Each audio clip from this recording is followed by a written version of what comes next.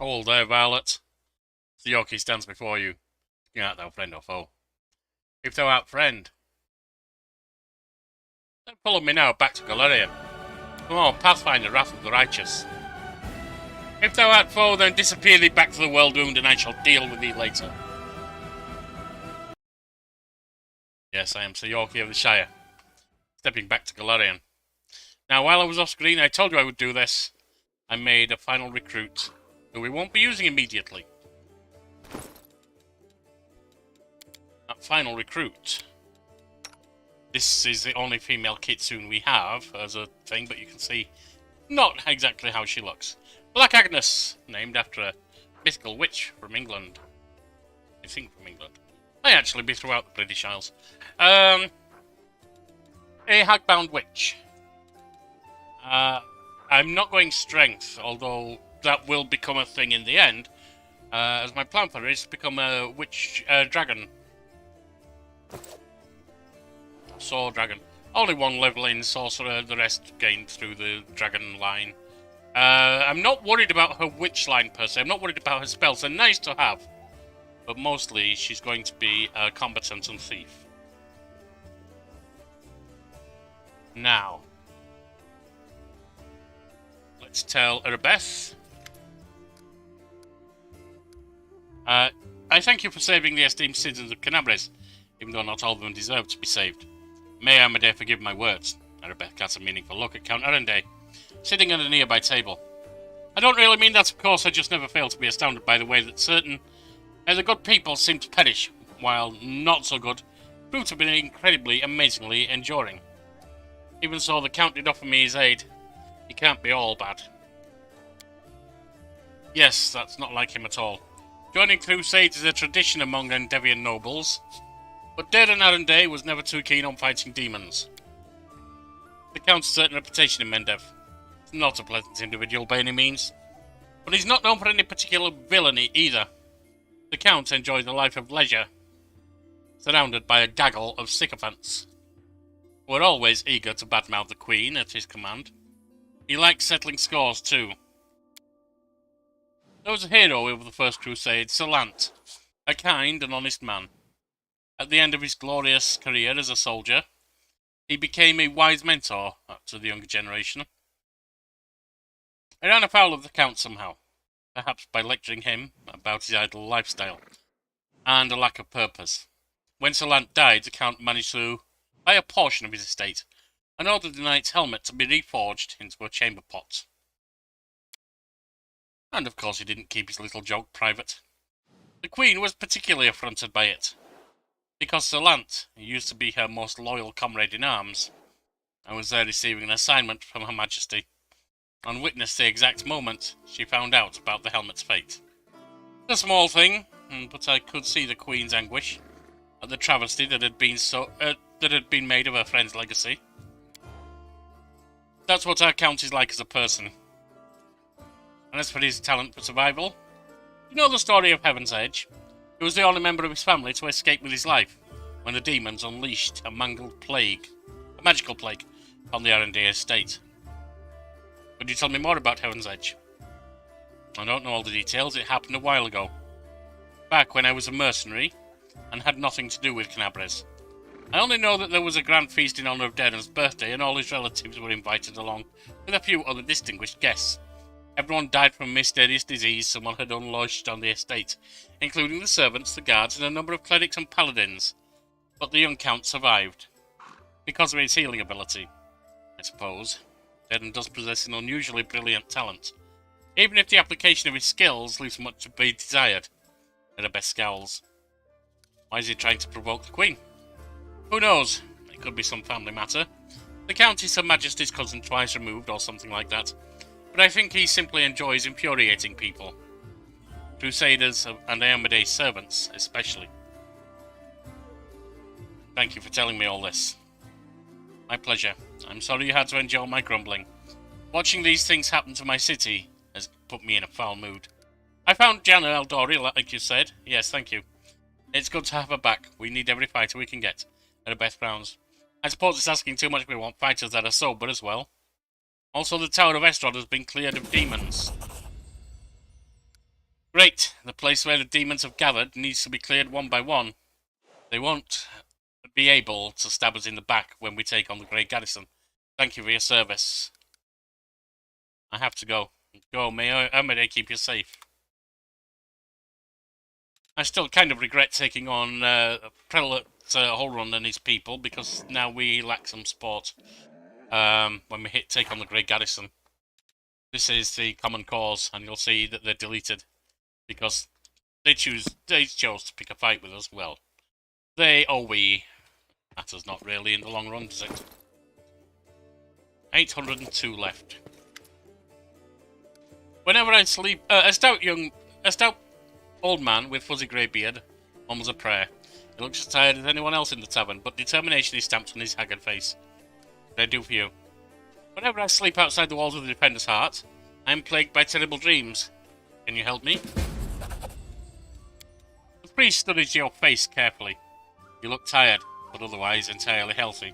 If we were anywhere else, I would simply tell you to get some rest, but we are on the border of the World Wound, and I'm also aware of what's happening to you. As you know, the Wound is a rift between Golarion and the Abyss, and all the evil that feeds the Abyss does the opposite to our world. It feeds on Golarion. So it is that even when we cannot see demons near us, our ultimate foe, the Abyss, is always surrounding us. Many soldiers fighting in the World Wound experience similar things. They suffer terrible nightmares, get no peace, and sometimes even lose their minds. We are trained to help you with affliction. By the will of Abadar, I have consecrated an altar here. The God's grace permeates the space around it, soothing one's soul and quieting thoughts during rest. So if you find your nerves are fraying, seek out a holy place like this, approach it, and all the corruption will be cleansed from you. Alright. So we know how to ease ourselves from corruption.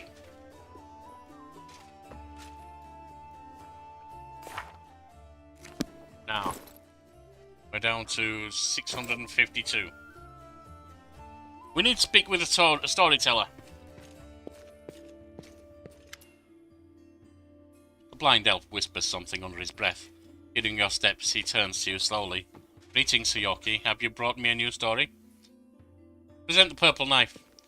I found it in the square where Terendler perished. What do you make of it? Storyteller reaches out and says softly, even from here I feel strange energies emanating from this object. If you don't mind, I will examine it. Using my method, I will try to see the past of its owner, their emotions, and shreds of their memories. Maybe it'll help us better understand what we're dealing with. The storyteller touches the knife, the fingers clamping around the hilt, with a hungry, masterful grip. His face contorts into an evil grimace, his voice disgustingly raspy. Hunger, my many legs bring me into the lair, to my mother's feasting hall. A swollen body overfilled with food is so huge that I have to look at it with all of my eyes at once. On top of her is a scrawny little head, with a long beak that is always yearning for more food. You feel feverish, and your chest, where the mysterious wound is concealed, feels hot.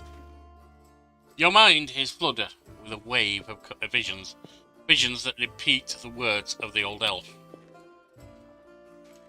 Mother greets me with a placid screech. Stupid, greedy wretch whose only achievement is my birth. A creeping, wingless creature.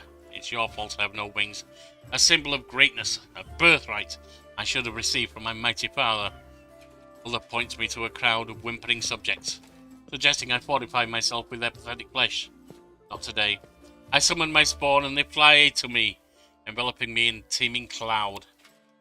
Like dark, buzzing wings, they unfold behind my back and lift me up. Mother has always been stronger, but she did not expect this. I dive on her and rip her limp, bloated body with my claws. Ecos batters the bone spurs of my heels, which sink into her flesh. I clench her pitiful tiny head and tear it off along with shreds of meat. Victory. I am the strongest. I am the son of my winged father. The elf grimaces with distaste. His voice becomes normal again, appalling. Stories like that are the most difficult ones to keep with me.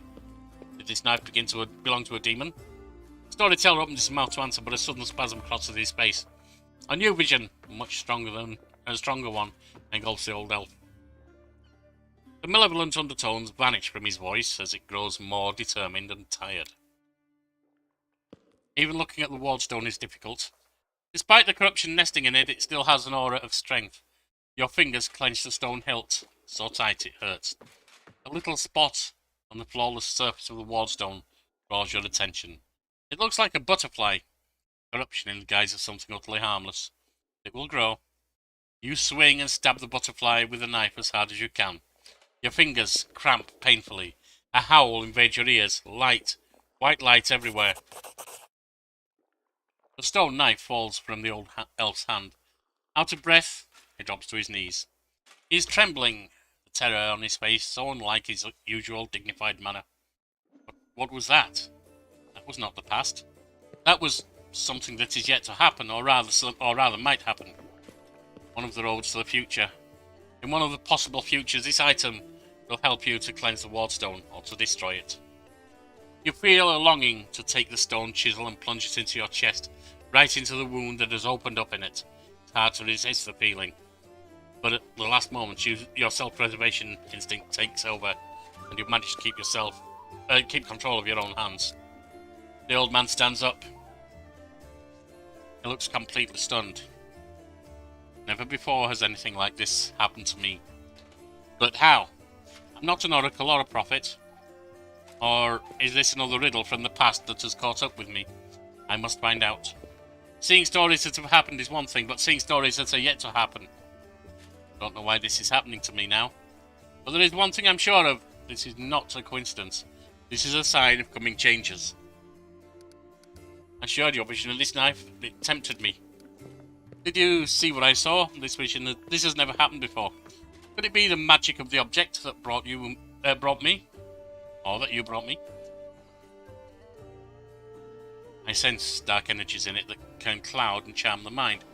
But careful with this item. May have tried to influence you, but you managed to overcome its power and subdue it. Or perhaps something else happened to us. Something we don't yet understand. Can you see the future? I don't know. Obviously I can, but nothing like this has ever happened to me before. The future never opened its secrets to me before I met you. Gods, who are you, and why have our past cost? I feel this is not a coincidence. Something momentous is happening. Destiny is pushing us towards something, but what? Questions without answers, I swear. This morning, I couldn't have imagined what awaited me. Maybe it's the knife that gives you the power of divination. The knife is a powerful artifact, but I feel that its power is of a different nature. No, I felt the same as I do when I tell the past. This is my gift, but manifested in a completely abnormal way. Is what you saw destined to happen? No. The future is not set. It used to be a long time ago, when the god Aradan guarded Golarion. Not now. Prophecies do not come true, or they do, but not the way they were supposed to. I only saw one version of the future, one of the past leading to it. The choice has not been made, and our destinies are not set in stone. Who are you in the vision? I don't know. Someone strong and desperate enough to resort to extreme measures. I felt that what I was doing had to be done. Your powers are amazing. A few minutes ago I would have agreed with you, but the thing that has just happened disturbs me. My gift has never manifested like this. Something has changed, and these changes frighten me. Please examine the items I'm carrying. Perhaps some of them could tell us a story. Storyteller nods politely. Let me touch someone else, see what I can see. The old elf carefully takes Yaniel's sword. Radiance. Powerful forces lie dormant within this sword. It used to belong to an incredibly bright and daring soul. The storyteller's hand runs carefully over the scale that has still not lost its shine. Proud Tarendlev, protector of Kenabres. You devoted your life to serving people. Your death is a great loss. But maybe I will be able to find out something about you that is unknown to your many admirers. Storyteller's hand touches Finian. What a peculiar weapon. I sense intelligence in it, but it seems dented. Grandpa Elf, says Finian. Watch where you're poking your fingers, it tickles.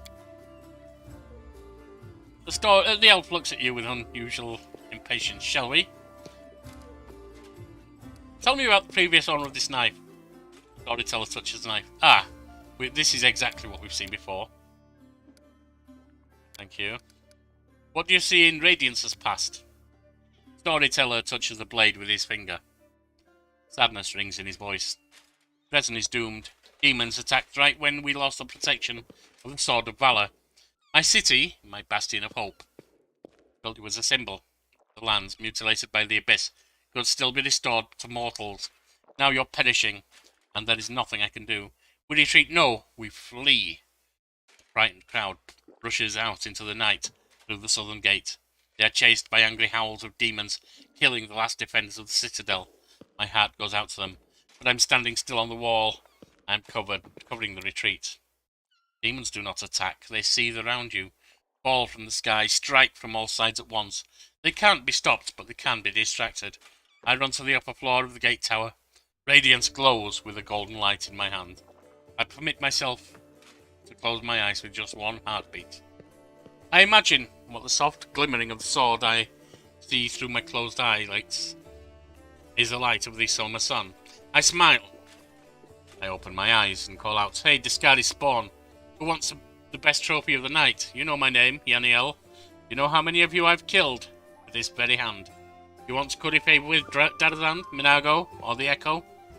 Bring them my head, if you can." Roaring and screaming, they rush towards me in a wave of deformed bodies and unfurled wings. The wave crashes against me, spattering my armour with bloody froth. Broken wings and chopped up bodies plummet to the floor of the tower. In the heat of battle, I see Jordan's pale face down there.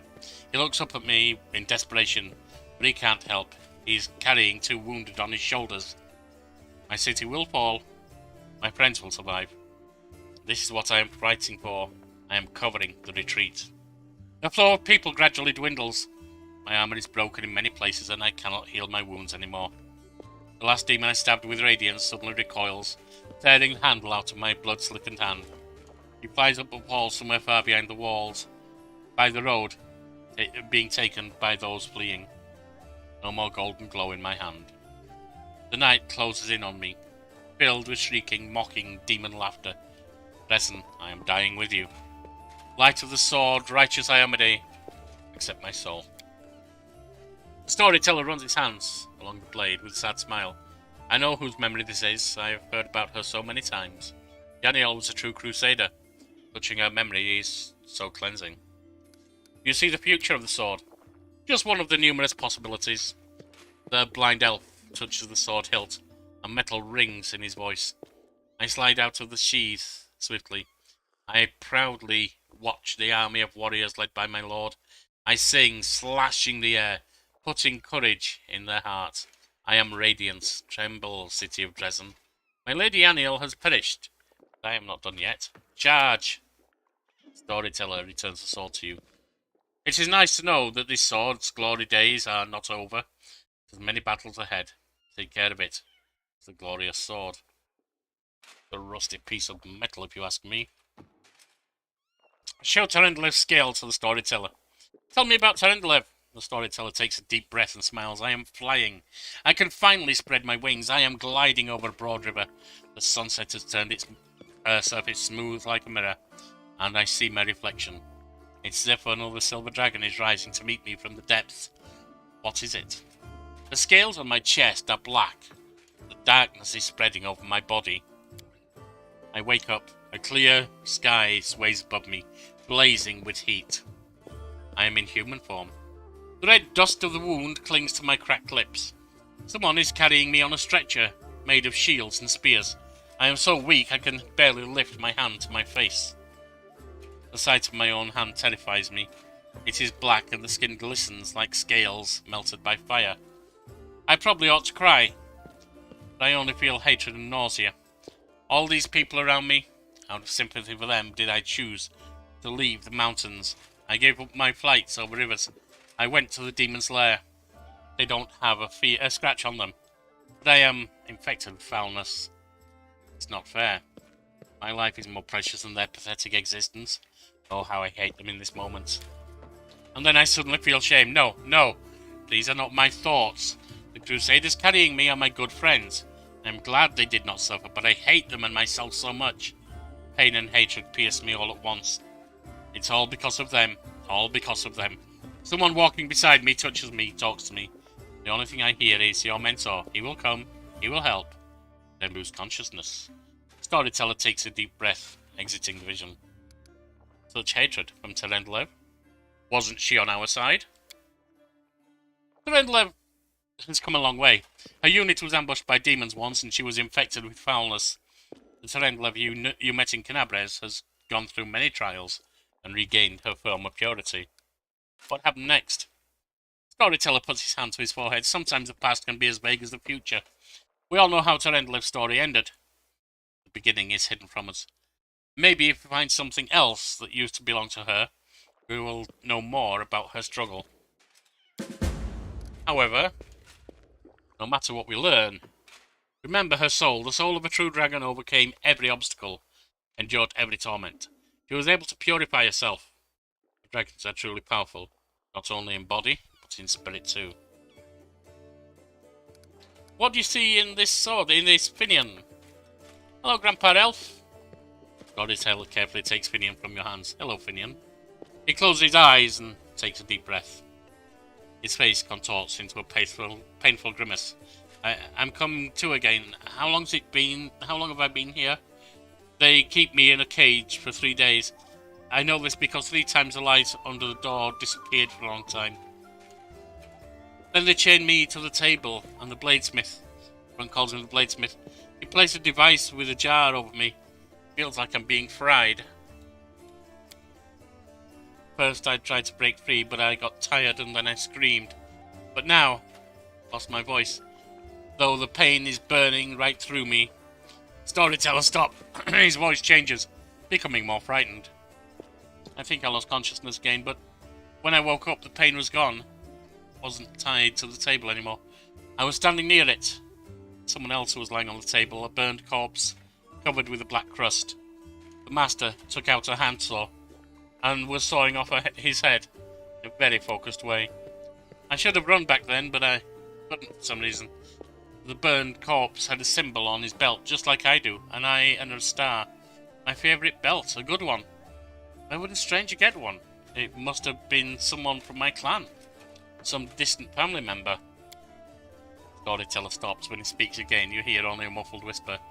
Those crusaders, I was glad when I saw them. I thought they'd come to help me, but how? How was it that I killed them all? One told me to and I obeyed. I don't understand. I understand nothing now. I need to catch my breath. I need all this to stop, even for just a moment. I just have to understand what's happening to me. Just need to rest. Storyteller shakes his head, slowly coming to his senses. That is Finian's path, but what awaits him in the future? The dead have no future, but the storyteller smiles. I see an endless ocean on a good day and a boat flying over the waves. So excited. But I don't know whose vision this is. Is it the soul existing now? Soul reborn. Thank you for your story. Storyteller gives Finian back to you. Please take care of this young lad. He is finally in the right hands. Do not worsen his suffering by involving him in dishonourable deeds.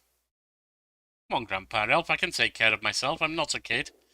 I don't know what horrors you were talking about, but don't you worry about it, alright? Look after yourself. We have more important things to do. Indeed, up we must go. And out we must go.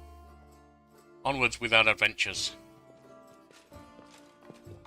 Leaving behind Woljif at this point. Taking with us Camellia, because it's time to go to Gwyrm's manor. And he wants Camellia to be with us.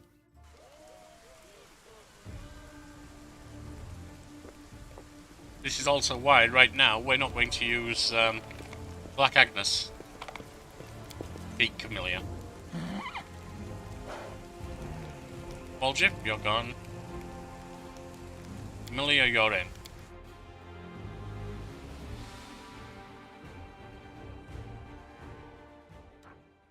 Just quickly bring her level up.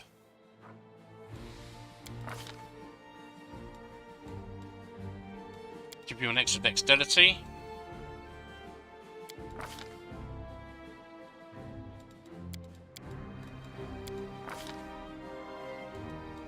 You have slumber, yes? Yes, good.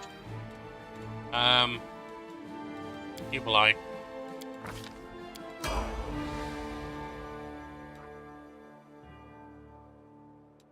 We still have bits to do here. Not a lot. So over to Worms. A quick check, we need 284. The next level.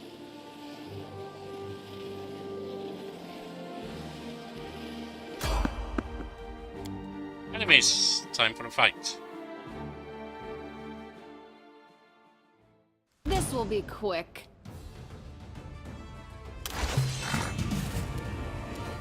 Don't hold back!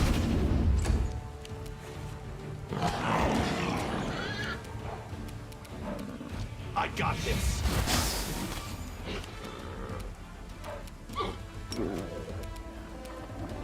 I'll cut you wide open!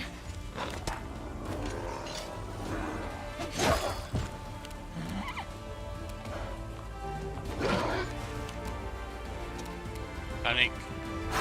Chicken.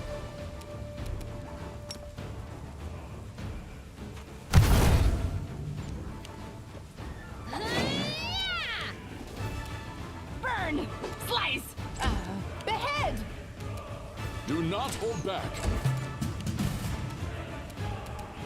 Strike!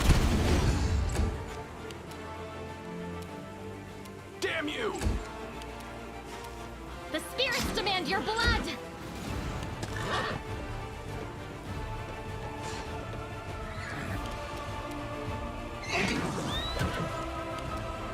Chicken, get into them. Die!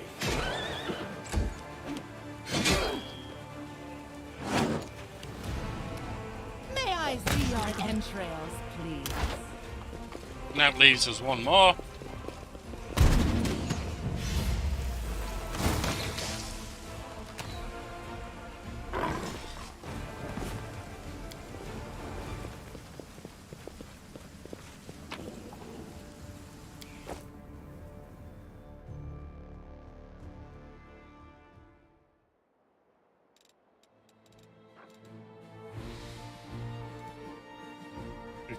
Points left. Or 54 points. Done there. Into Gwyrm's Manor.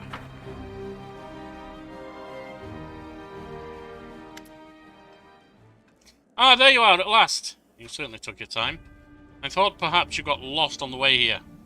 I was already regretting not drawing a map. August's relief is palpable, even though he's grousing. August, watch that tongue, my boy, or it may be removed. It's a tragedy to see one's house in such a sorry state, and I always had a few guards in my service, you know.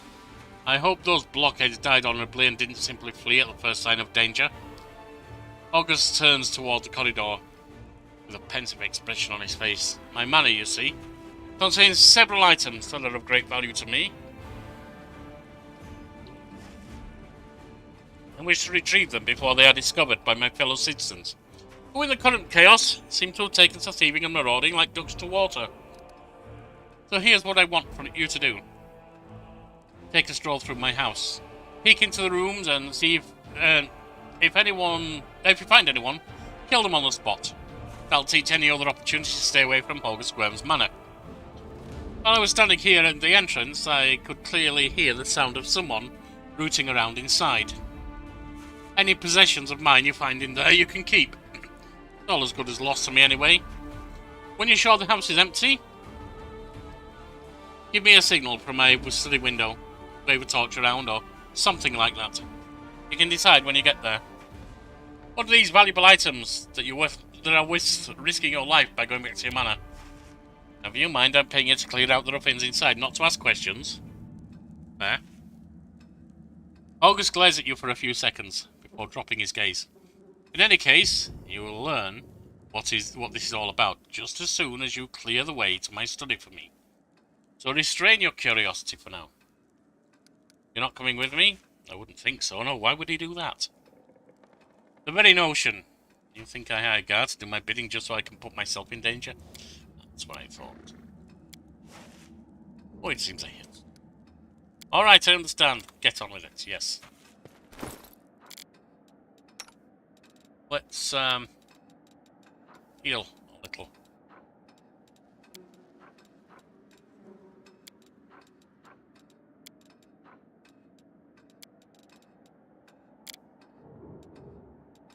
And... Robin Doho, do you need that? Oh, we really need some cold iron arrows, but never mind. We shall live without that.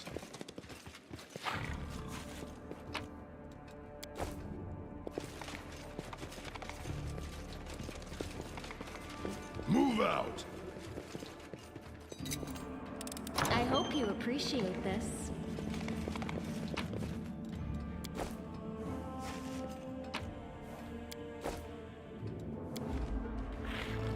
Chains, handcuffs, shackles, a collection to rival of prisons.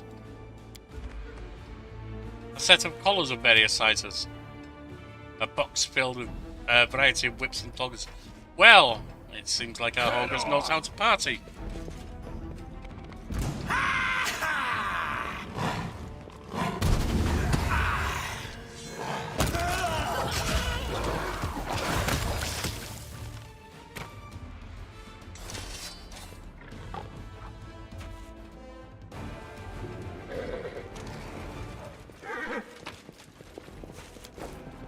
Meal.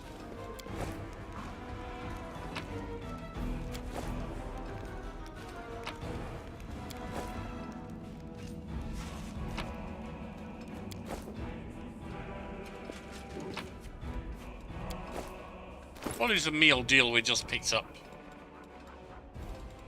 Where is it?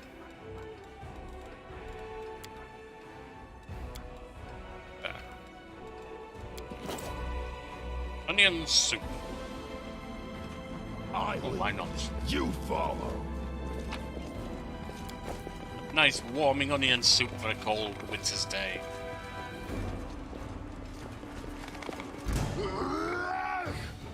Cultists. Soon to be ex-cultists. And I see you back here, hiding.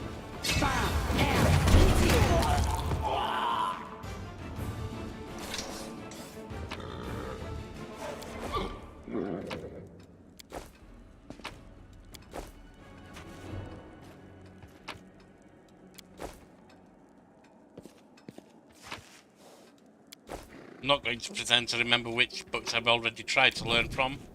When we leave, we'll just have a glance at them all.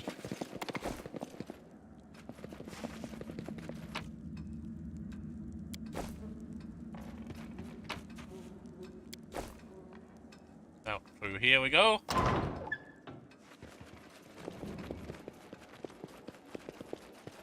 This area's done.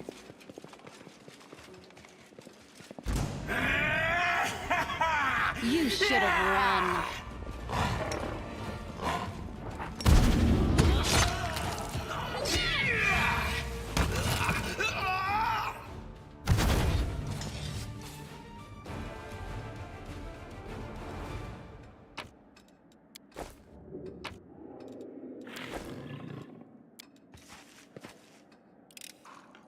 I am helpful, am I not? What did you find me? Saving throw against fear. There is not fear, but fear itself.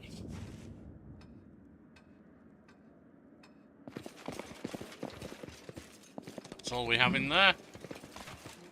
Moving down.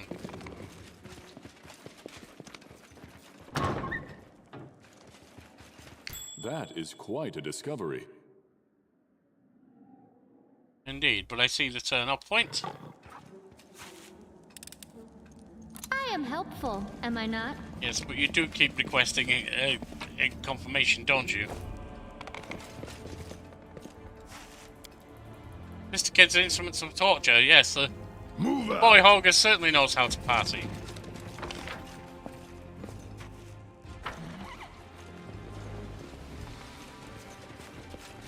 This heavy blunt object was clearly used to break the door, or lock is broken. Oh dear. And this is blocked from going outside, I guess. Okay. Ah! And there's our level.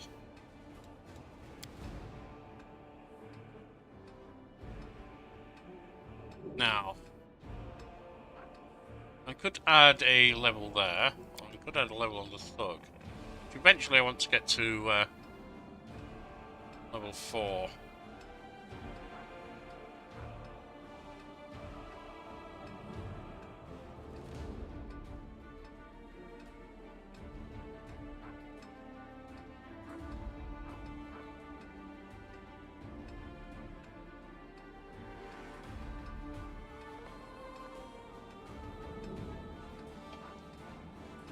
Or do I? Okay. We'll stick with the Cavalier for now.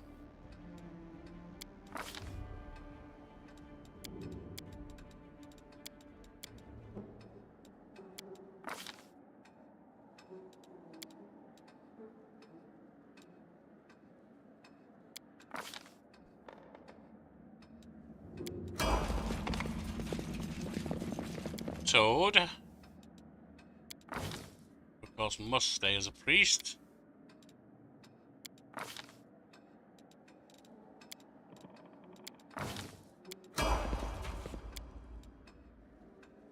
And you, Violet Sky, certainly remaining as.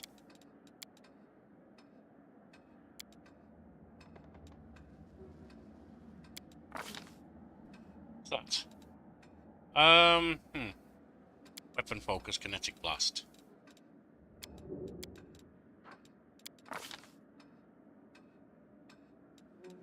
Go for kinetic blade for when you need to fight up close. Ulrich Archer.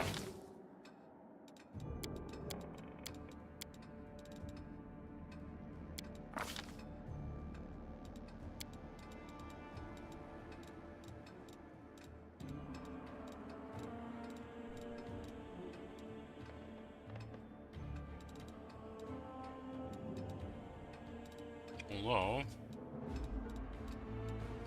are there other things that we could do better? Weapon focus is certainly good.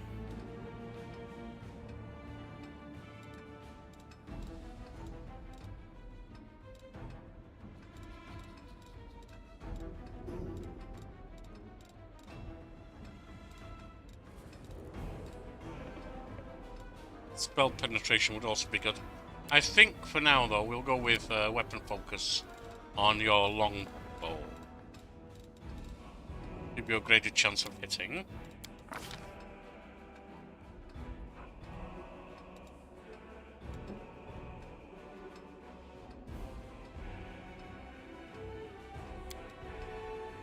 Rapid shot. Is it, a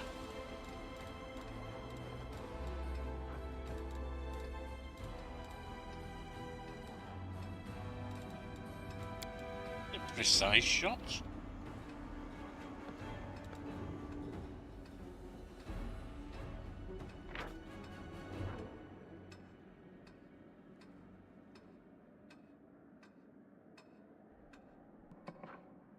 Oh. Not that anyway.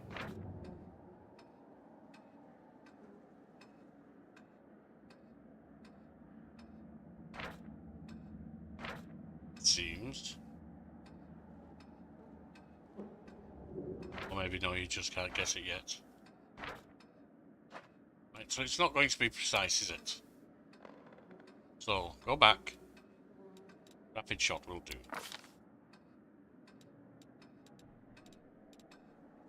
Now, I need something you're going to strike with.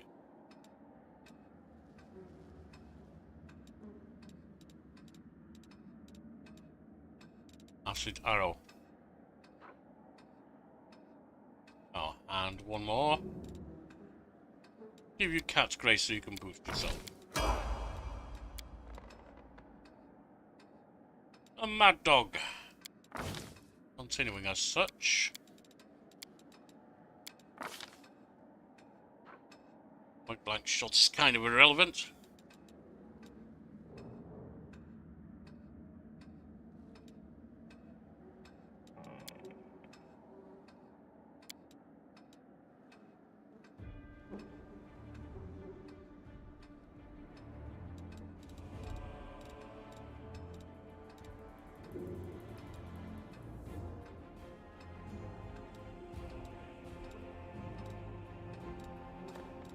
Let's see.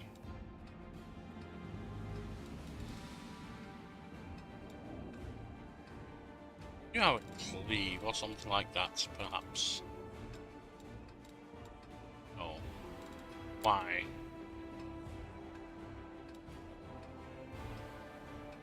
You need power attack first.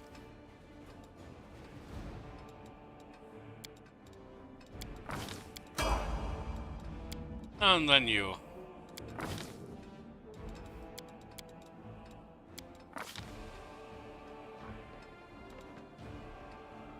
Can focus on your rapier.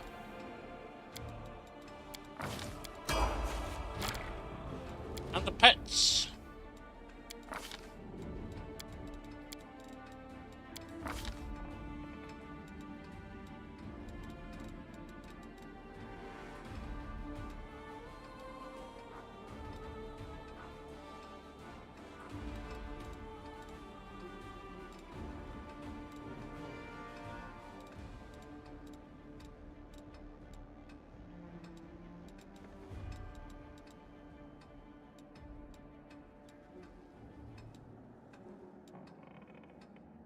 We do.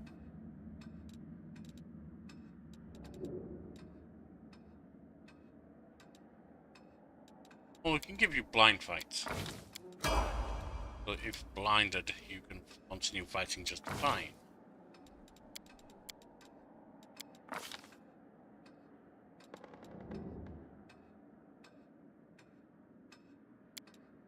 Already have trip, so get Fury's Fall.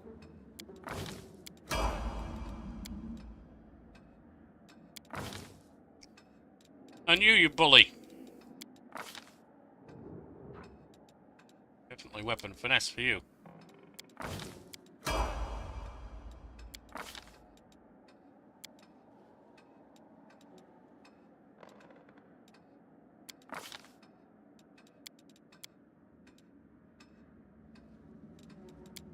Almost missed it.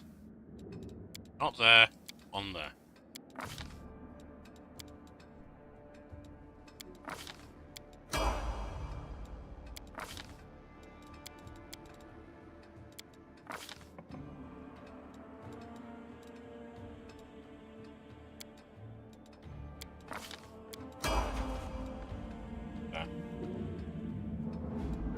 Almost made the same mistake with that one that I made with the other two. Forgot to give it points of intelligence.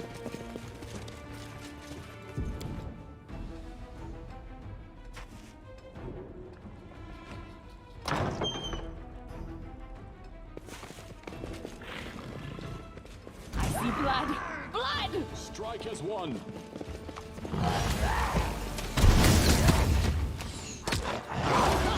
Up with your hands!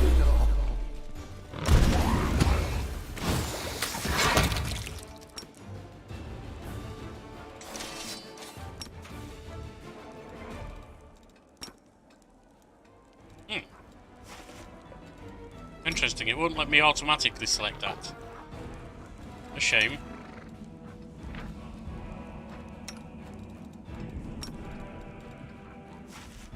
That did. Then why?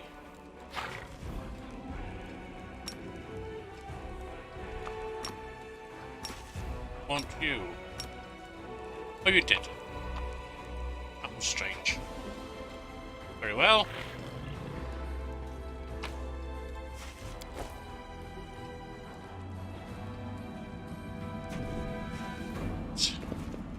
We move on.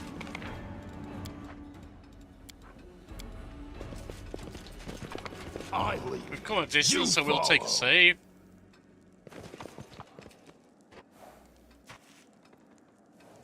Ah, a test of my ability. Chicken.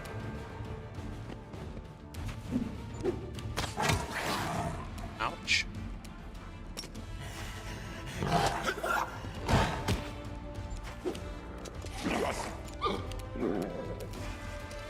Let the attack commence!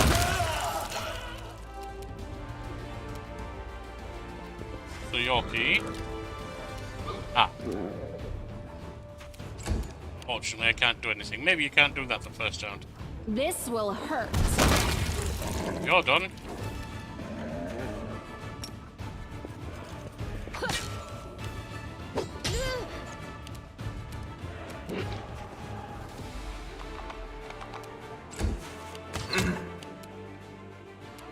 Robin. Are you still here?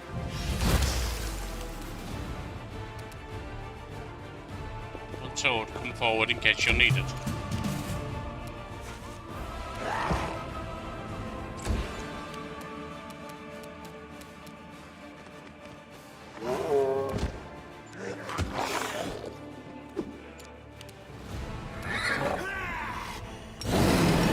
Die, die, die!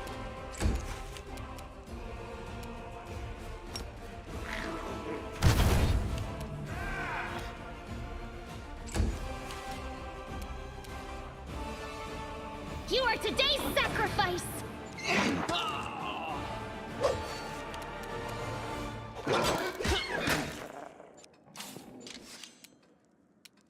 Robin, you want to take this one Good down? guys always win. And Toadie. Attack!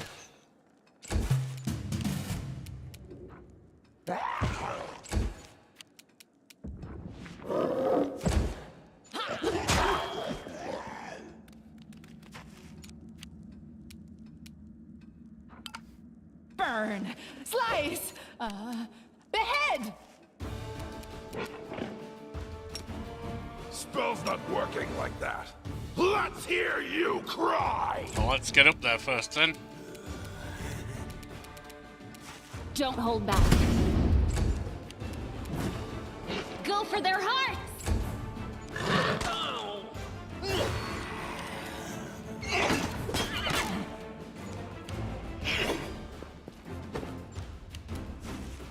Robin. I got this.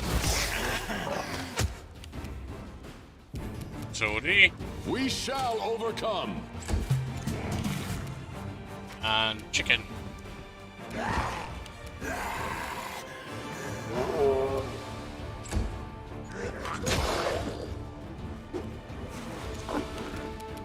Run them through! I think we can go from there ourselves.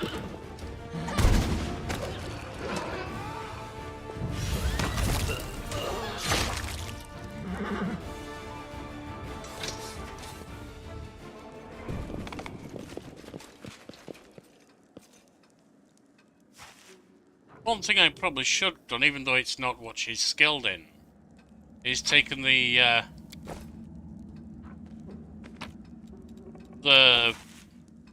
Marching Terror glaive off of Wendowag, who's not with us, and given it to Kiramu. I have two ways of causing fear. Their life ends here.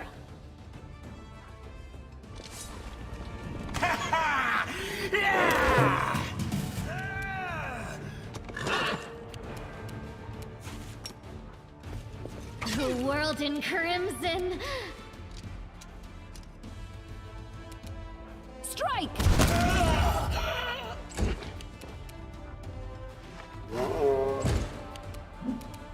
May I see your entrails, please? Oh, I'm all the way back here.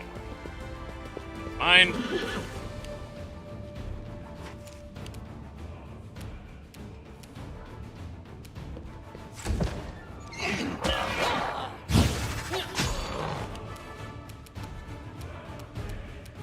Damn you! Toad. Do not hold back.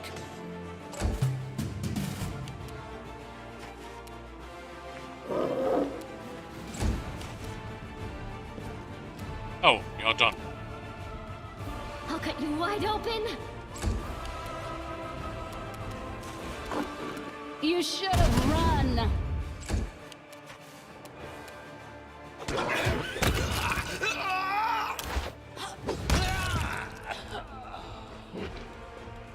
The road calls me. I'll take the bait. Right.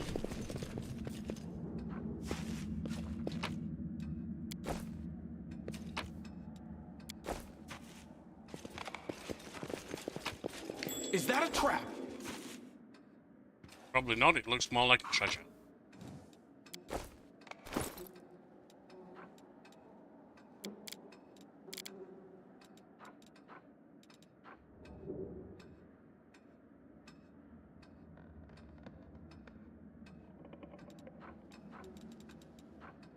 Well, we're meant to be able to transcribe it to Toad. Oh, we can transcribe it to Toad. Right, and that we will do. Oh, it's usable by Toad. Ah. Can't transcribe it to anyone just now. I think it's telling us that we can when we are with the people that we have. In other words, someone in our retinue can transcribe it, but not necessarily someone in our party. Let us not hesitate. Well, it seems that we have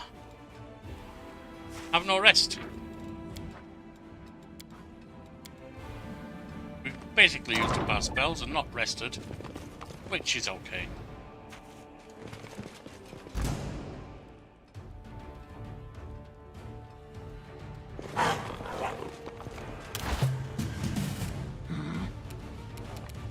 Are you still here?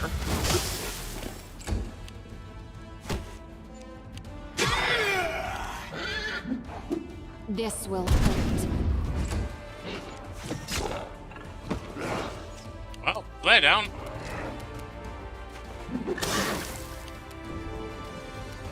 Let the attack commence! The spirits demand your blood. Strike as one.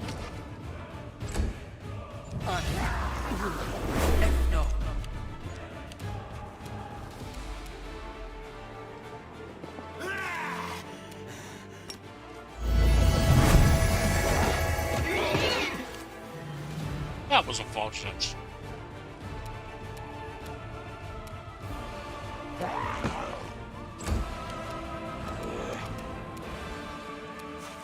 Good guys always win.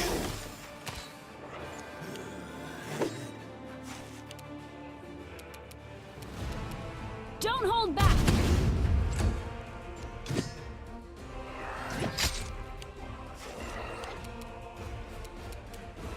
Die, die, die! You are today's sacrifice.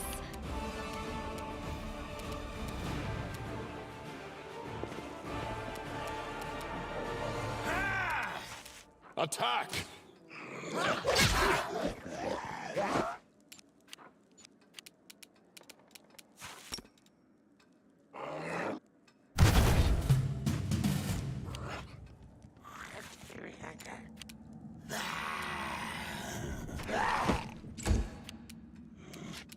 I got this.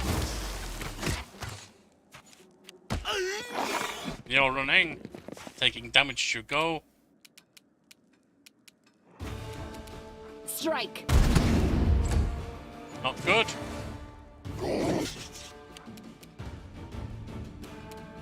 Burn! Slice! Behead! Go for their hearts. We shall overcome.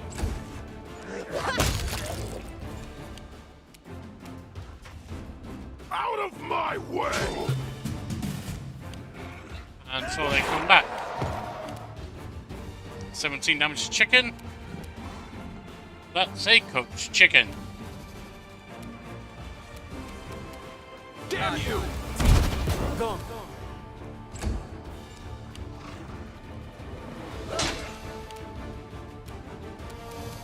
You should have run. All I see is blackness. Yeah, you're not doing very well, are you? May I see your entrails? But you took one down, so that's fine. I'll cut you wide open. Do not hold back.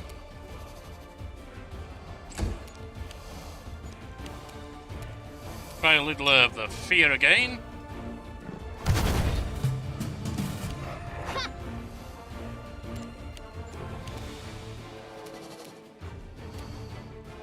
Are you still here? This will hurt. Is all this blood mine? I wonder what. Not anymore, Painful. apparently. Excruciating. The spirits demand your blood!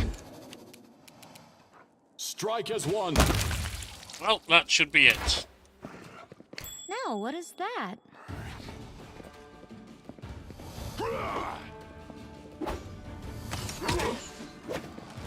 Make sure we can call spear again. So this is how it feels. Well, spear didn't exactly help that last time, but that's fine.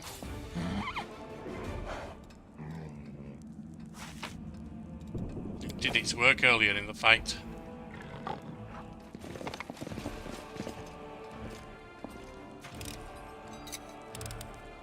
I hope you appreciate this. The short bow of code. Onwards! Well.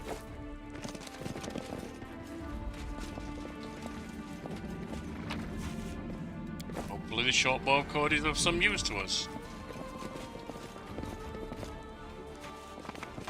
Let's have a look, shall we? +1 short bow grants his wearer a +1 bonus on attack rolls against chaotic creatures, which most of the things we fight probably will be. You're a long bow person. You don't have a bow at the moment, you do now.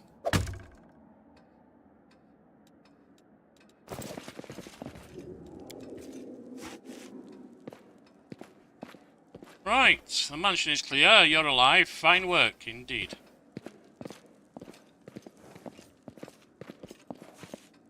My secret door remains unopened. Fantastic, I wasn't too late. Follow me. Family secret's about to reveal. It's so willing.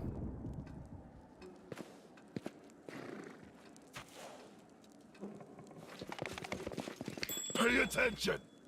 Yes, we already know that door's there, fool.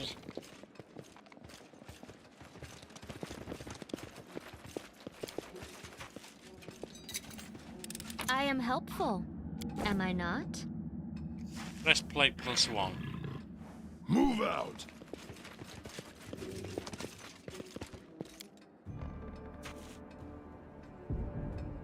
Painting depicts a thin blonde boy with sickly pale skin. The caption reads Hogger Squirm in his age. A happy family, Hoggers, an unknown half-elf, and their dark-haired younger daughter. The painting captioned Hogger Squirm, Iris, and Camellia. Camellia!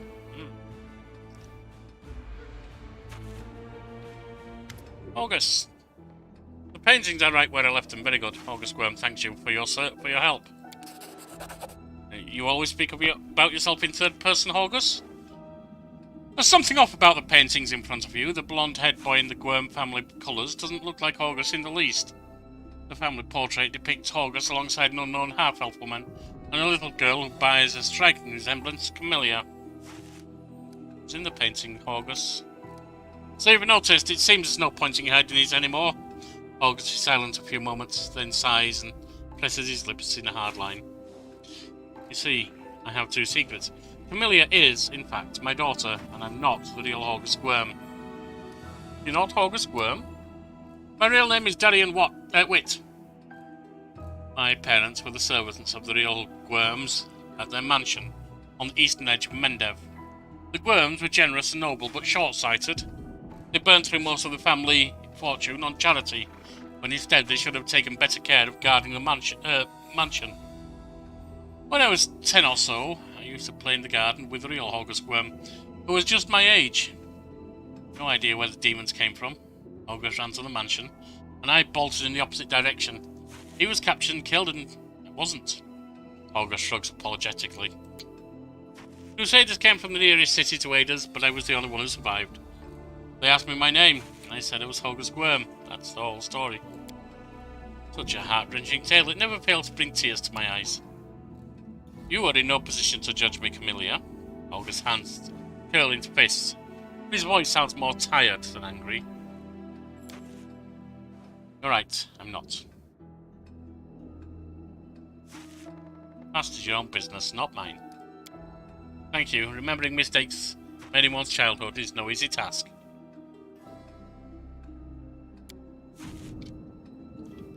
It's difficult for me to speak openly about secrets which I've kept all these years. I've been hostage to them my entire life. Strange as that sounds. So Camille's your daughter? Yes. Illegitimate, that is to say. She has resided in this house since birth. The staff thought she was a niece or the daughter of a friend who died in the Crusades. I never disabused them of the notion. Her mother, Iris, was a half-elf of humble origins. She worked in the gardens here. I wanted to unite the Gwyrm family with another noble line. The Gwyrm name could not be permitted to mix with commoners, and thereby plunge into insignificance. Iris did not protest that we successfully hid our connection. Oh, and we did. And when Camilla was born, I did not claim her as my own. As far as Mendev knows, Camilla is the daughter of a Gwyrm family servant who died over 10 years ago. And before you start telling me what a terrible father I am, I want to tell you something. My daughter wanted for nothing. All her whims were fulfilled as quickly as they arose. I hired the best teachers and bought her the best books. She always ate well and had warm clothes. Isn't that what a parent does? Well, it's part of what they do. Denying the existence of your child is generally not part of what a parent does. But again, that's your past. I care little for it. You've discovered my most terrible secret. Father cares so much about the Gwyrm name that she raised me in our mansion, hiding me away from the world. I was grateful to my father for everything he's done for me. Even if Mendev society disapproves of some of his decisions, would it be insolent of me to beg for your discretion? I'll keep your secret, Camilla. Honestly, it's nothing to do with me. The hint of a smile plays on Camilla's mouth. Please accept my humblest thanks. August casts a wary look at her, but remains silent. What are you planning to do now? Well, first and foremost, I shall reward you handsomely for your help. And then I shall burn these portraits. I've kept them all this time out of misplaced sentiment, but they serve no purpose now. My ravaged home will likely be picked to the bone, and this secret room will inevitably be discovered. I don't want these paintings to be seen by anyone else. I see. Well, you certainly earned your payment. Here it is. And it was a pleasure to do business with you. August is silent for a while. Camilla, I can tell from your face that you enjoyed fighting the demons in this worthy party. I only ask one thing, are you certain? Camilla doesn't answer, but looks at August with a half smile lingering on her lips. Well then, clearly I can no longer keep you safe. Our house is destroyed and our servants scattered or dead. August stares at his daughter's face as though he's seeking an answer to an unasked question. Then he turns his attention to you. But now, follow me. We'll make sure that no one ever discovers the secrets of August Gwyrm. Alright, time to leave.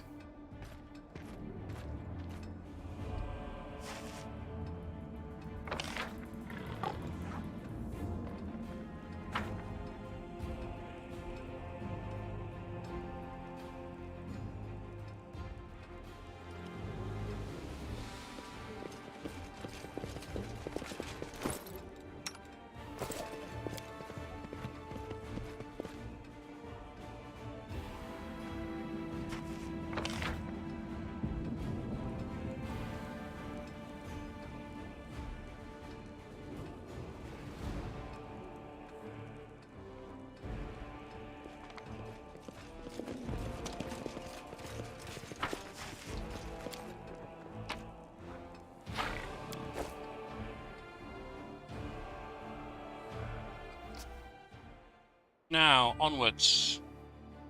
There's Topaz Solutions and Terabade Residence. Oh, and there's also this failed ritual site. Let's take that in first.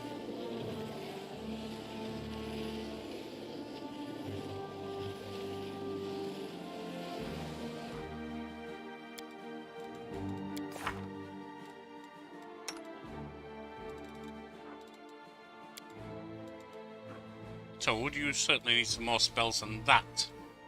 Let's put a Bane in.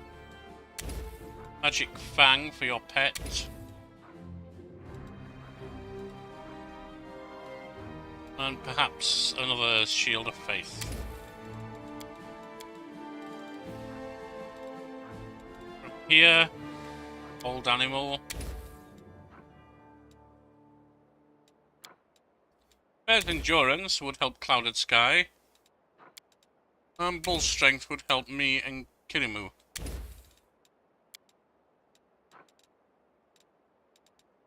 Dominate animal for all good it will do.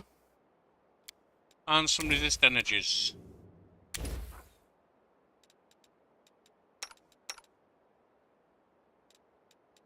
Right, Robin. Robin.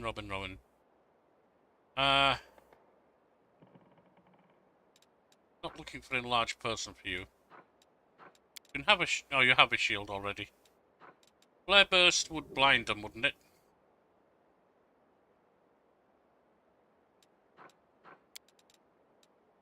Put some magic missiles on, I think. And a grease.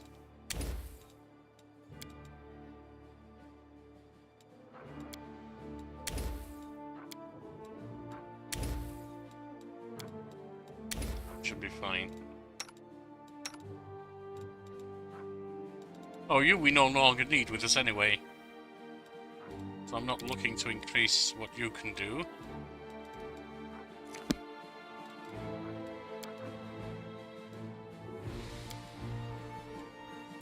Drop you. Bring you.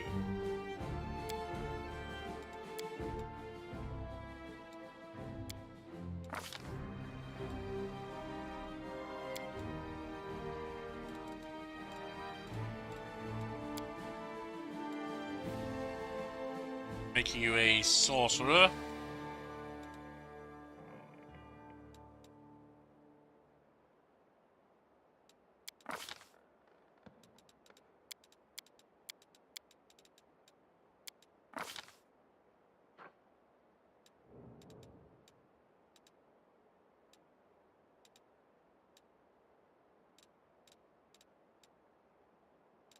Let's give you dodge if you don't have it already. I already have that on you.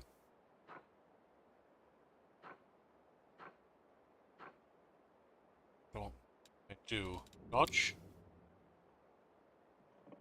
Edge. I can't spell. Dodge, there we are.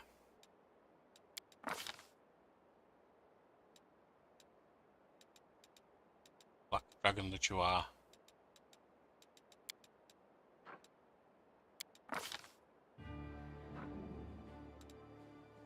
Sorcerer bonus 3, greater spell penetration.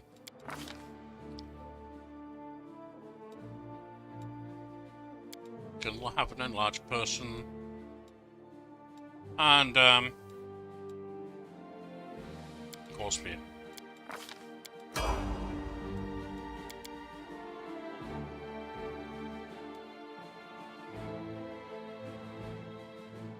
Right. Over to Topaz.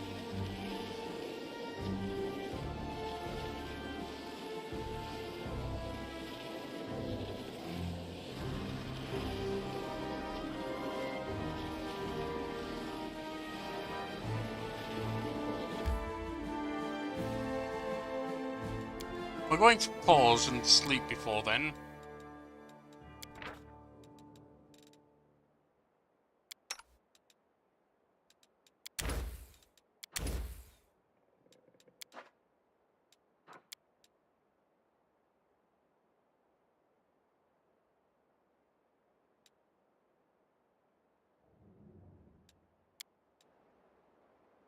Good. Apparently Kirimu and I didn't quite heal. Don't worry.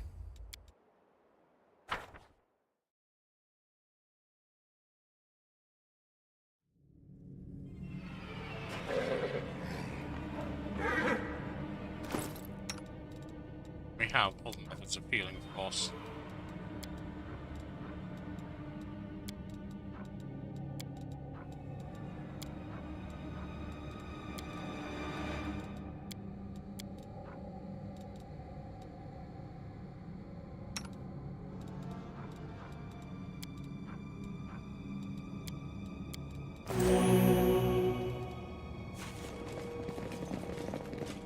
I lead.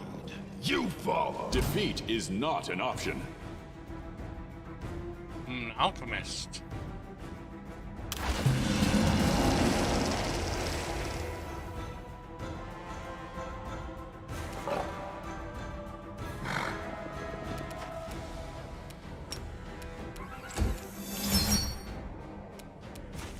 Let the attack commence!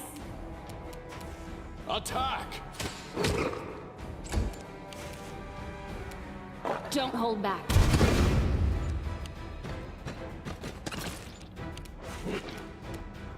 Cover me! Robin the Good Hood. guys always win. Go on. Go down.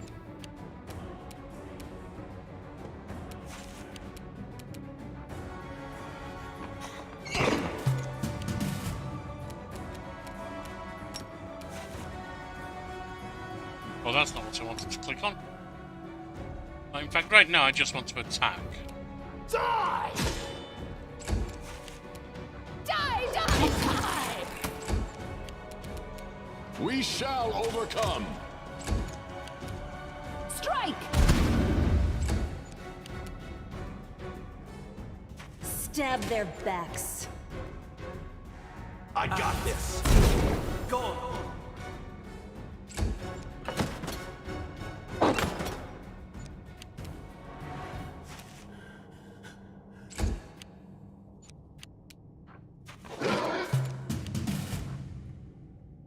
Let's hear you cry. Burn! Slice! I should actually be mounted, I just Do realised. not hold back. Right. All this waiting bores me. Now, Together we stand. if that is an alchemist, they are either going to be throwing acid or fire bombs. Yeah, where I can be sure you're getting everyone.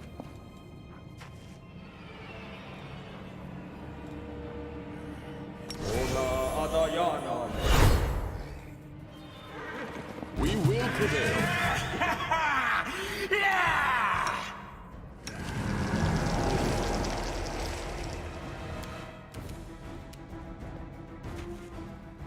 No, not you. Oh, I see why you did that.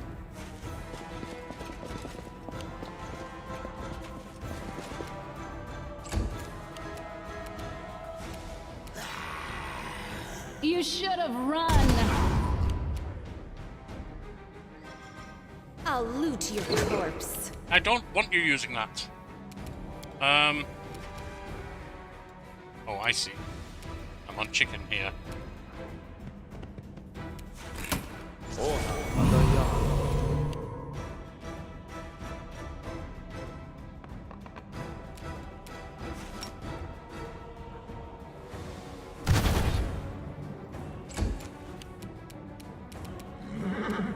Strike as one.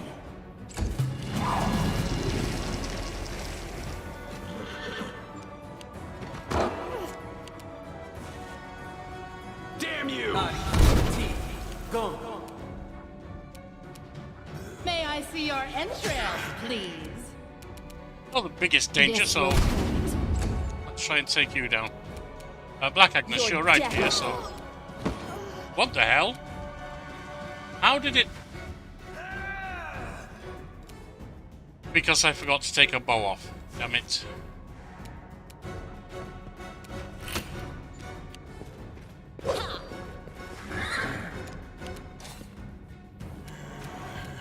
Run them through!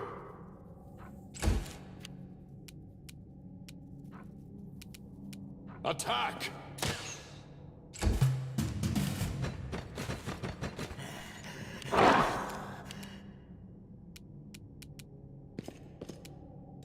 Robin! Put another spell on you. Are you still here? Better Let move. the attack commence! Don't hold back!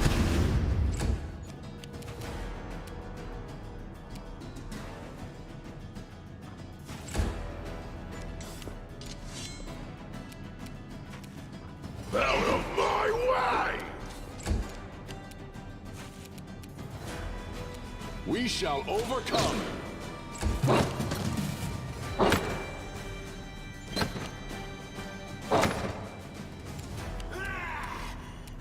Good guys always win. Yes. That didn't work too well. Alright. Die, die, die! Strike.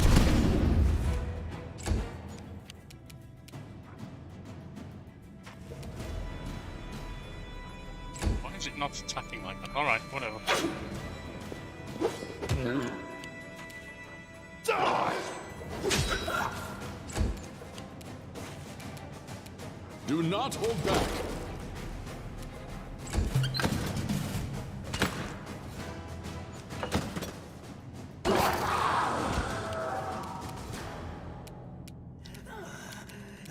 Onto the cantrip. What you have? I got this. Carry Slice!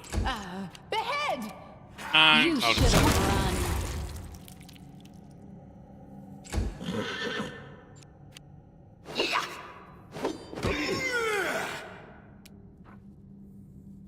Let's hear you cry! Oh, I forgot to try the fear. Not to worry. So little fortunate. May I see your entrails, please? Not if you miss it, no. This will hurt.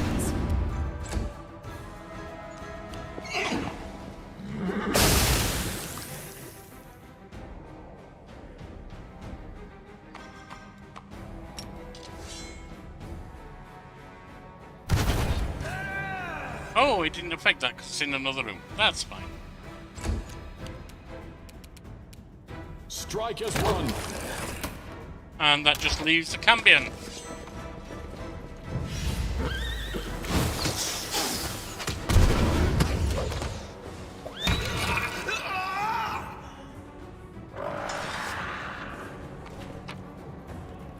Nice.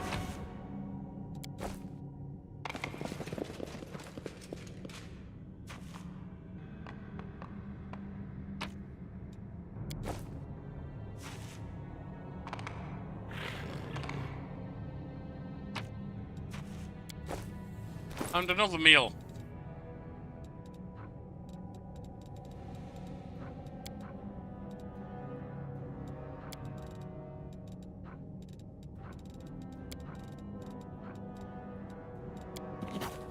Ah. Fish on a stick. Delicious. Onwards!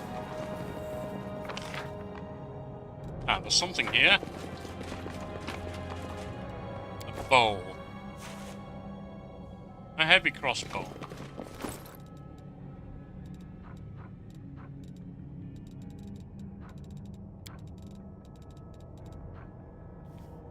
Whenever this +2 light crossbow confirms a critical hit, wielded by an oracle. The only one of the ones we have is Darren. The target must pass a will saving throw, or suffer the same effect as the oracle's curse gave it on level 1. Not any of its benefits, which is completely useless to Darren, because that basically means for the first round he's staggered, which means he's not going to get the jump on something else, and so it won't have any impact.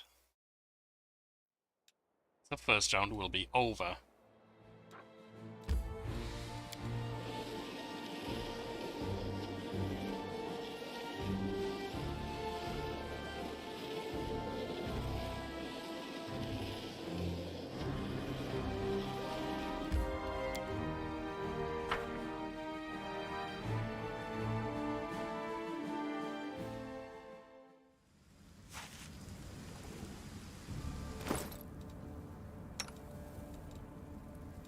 Don't need a dagger.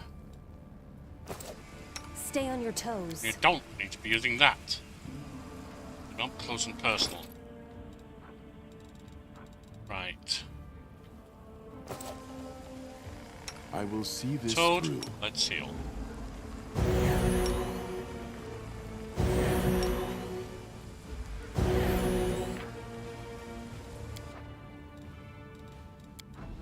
Quick save. And onwards we go. We just check the time. I've got about 20 minutes left.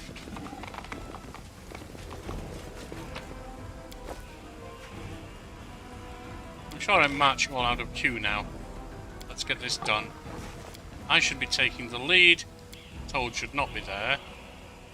You should not be there. Kiramu, you should be there. You should not be there. Agnes, you should be there. With our pets around you.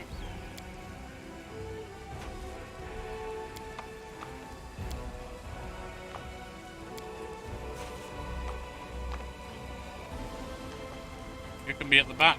Toad, you can be forward a little so you can do some healing. And you can be at the back.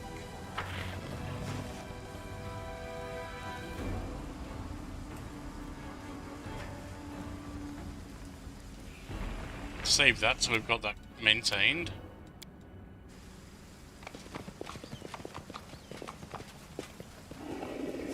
Move out!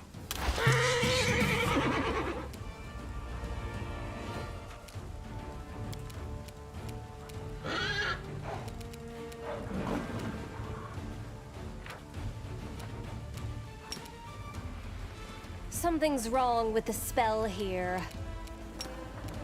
That's fine, just try to slumber him. Which worked. Clouded sky. Step forward. Don't see anything else, so... Don't hold back.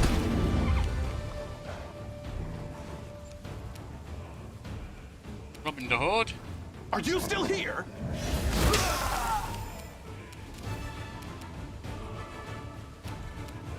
You can give that to Clouded Sky. And Sayoki, come up here.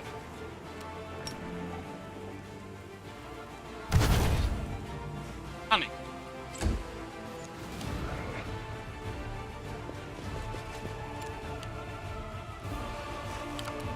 Let the attack commence! Reach. Another fighter coming in. Chicken.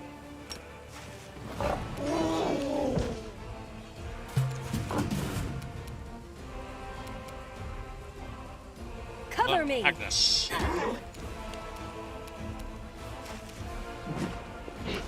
Strike!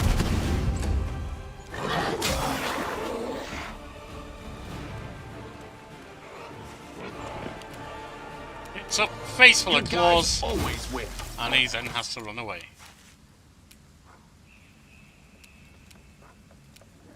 Attack!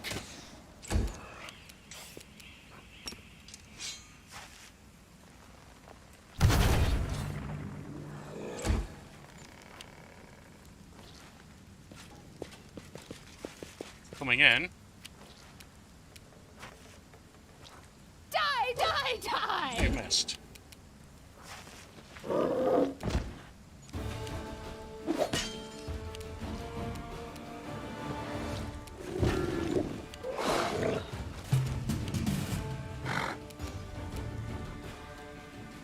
Like Agnes. Stab their backs. Clouded Sky right on him. You should have run! Nicely done.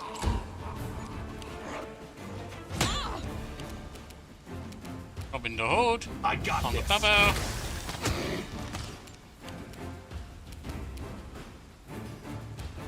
Also on the We Babo. shall overcome!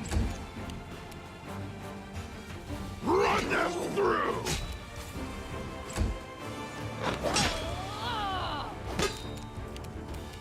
Burn! Slice! Behead!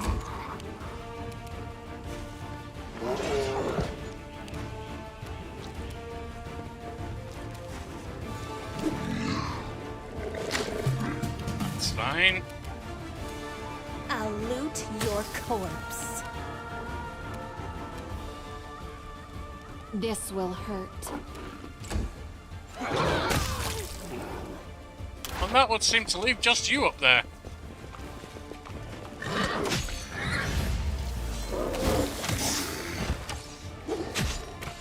Surprise!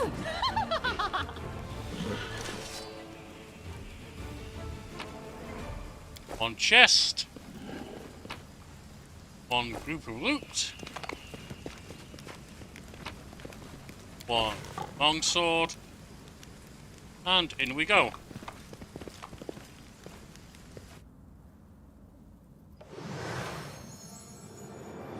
Head on! What's that glitter?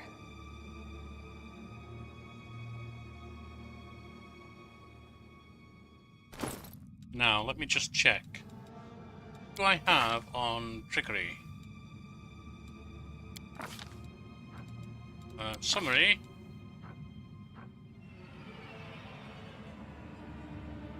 Certainly not you. You're on 7 trickery. You're on 13. I think we know who's on trickery then.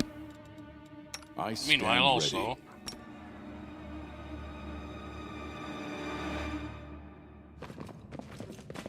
Here comes trouble. Well, that was not what we wanted to do. And this has proven to be possibly a disaster.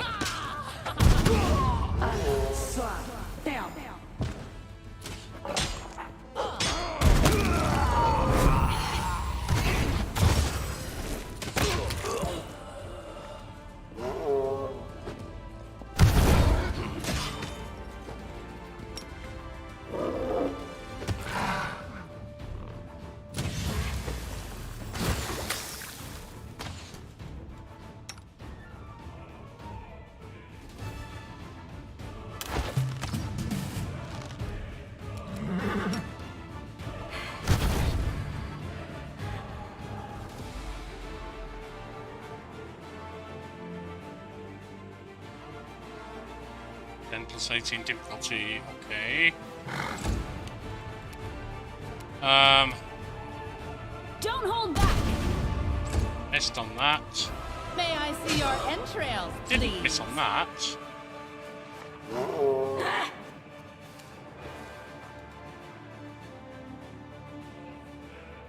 Target CMD 24.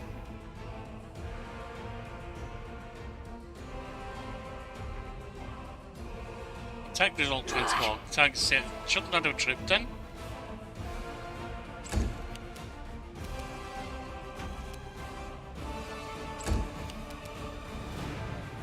Black Agnes. Try to slumber her. Didn't work. Didn't think it would.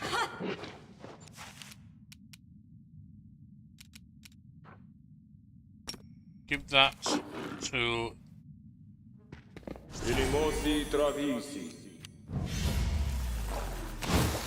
Oh. Robin is confused right now.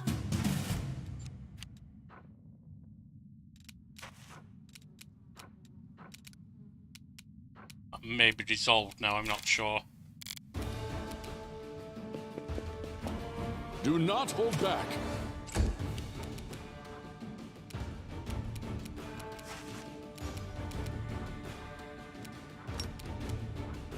Your death awaits.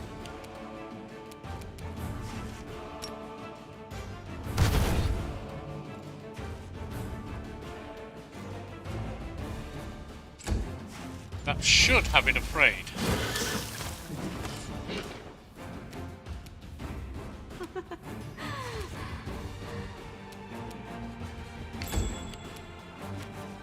Let the attack commence! Strike!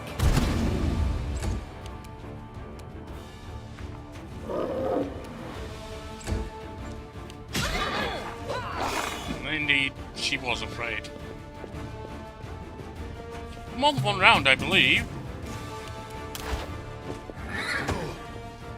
Where are we going? Oh, shh! I didn't mean for them to be doing that, but never mind.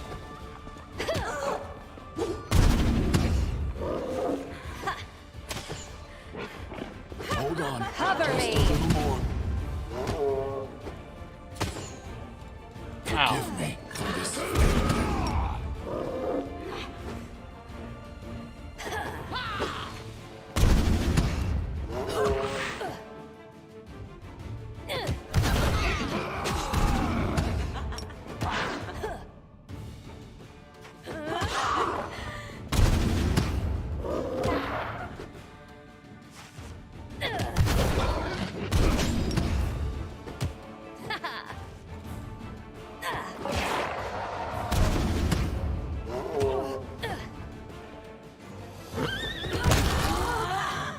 And you're down.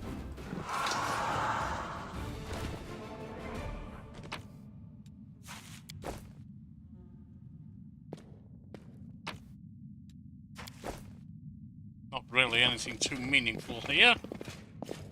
But nonetheless, the Kenabres residence is cleared.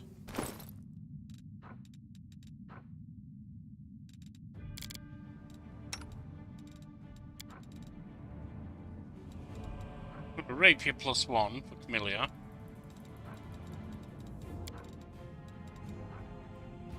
Breastplate +1, not that relevant.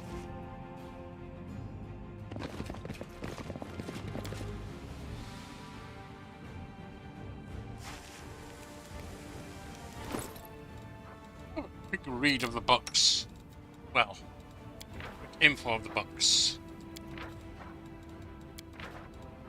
See if any of them will actually develop information for my character a little.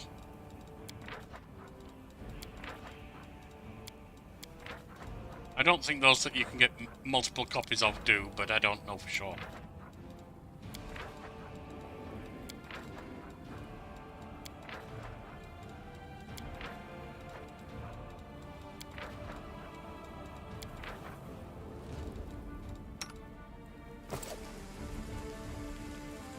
I lead.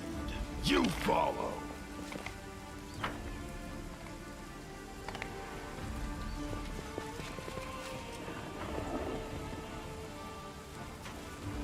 Our time has come.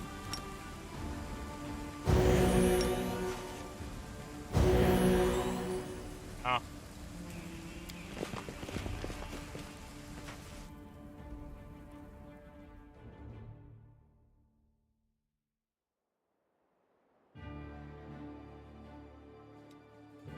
Right, all of this area is cleared. Time to head back to the market. There were one or two places to finish off there.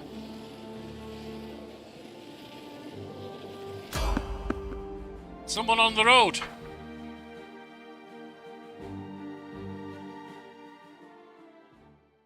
Stand with me.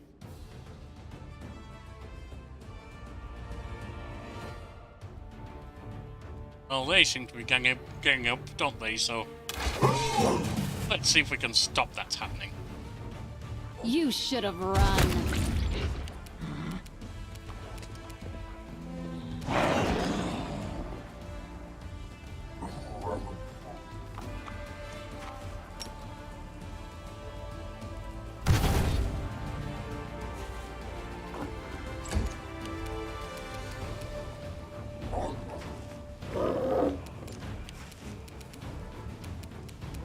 Strike as one. Stab their backs.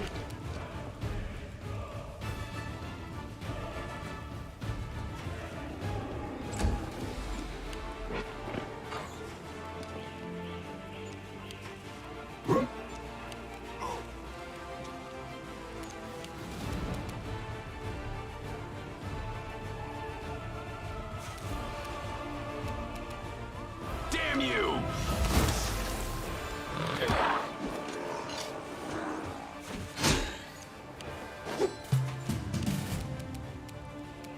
This will hurt. Not if you miss it once, I can guarantee that.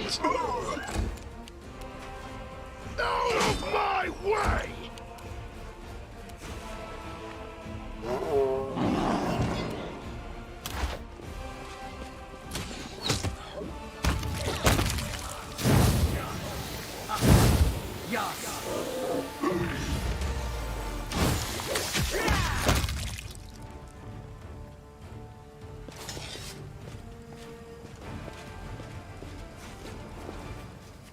Right, you're saved, we can go.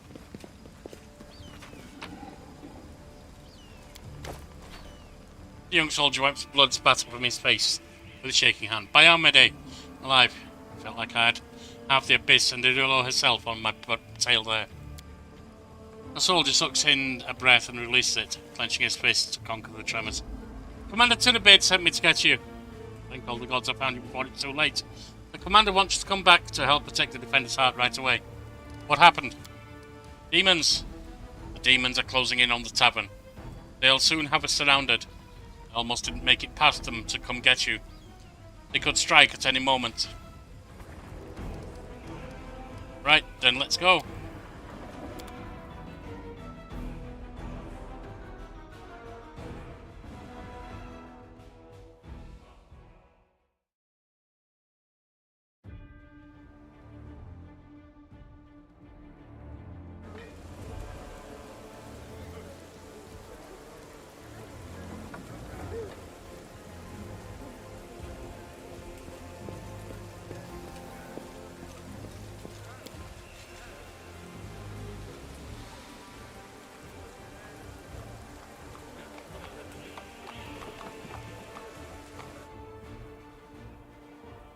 We shall sleep before we do anything else. Well, we shall sell before we do anything else.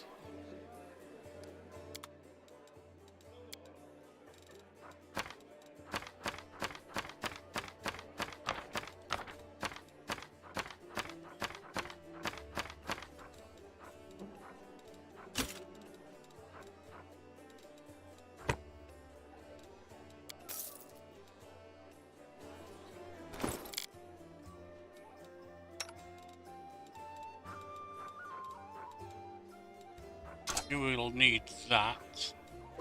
Keep your cold iron one as well.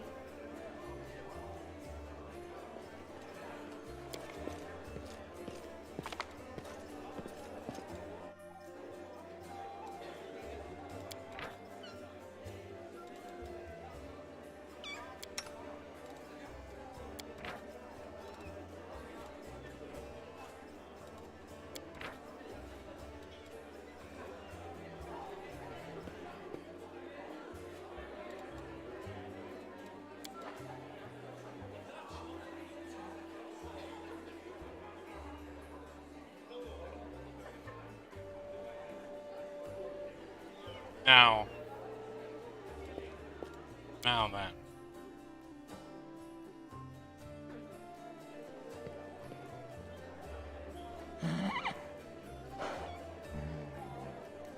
Since she's right here, let's talk to Darren briefly. The Defender's Heart is a splendid choice for a crusade outpost. The very sight of these walls brings back fond memories of drinks and revels. The drinks were really good, by the way. People say you're deliberately trying Queen Galfred's patience, is that true? Does it even matter? All of Mendevian high society has declared war on me. They either despise me, or they're trying to steer me back to the right path, and I'm doing everything in my power to keep them on their toes. I relish the prospect of all the fun this mess in Kenabres will bring. Darren grins from ear to ear. I shall either commission a song about the Kenabres fiasco from a certain talented bard, or confuse the jewellers with a rather tall order. A batch of silver dragon toys with detachable heads. Give me a week, they will be in every shop in the capital. You should make sure it's really easy to rip the wings off the dragon as well. Kids are going to love it. Then laugh, so be it. From now on, you are my muse. May I ask you a few personal questions? Try. I've heard stories of the tragedy that befell your family. I hope you don't feel obliged to offer me your insincere condolences on this unfortunate occasion. My whole family, my entire noble line, they all died. Demons are to blame. It's not like I actually loved any of them, except for my mother. But what's gone is gone. I will be back.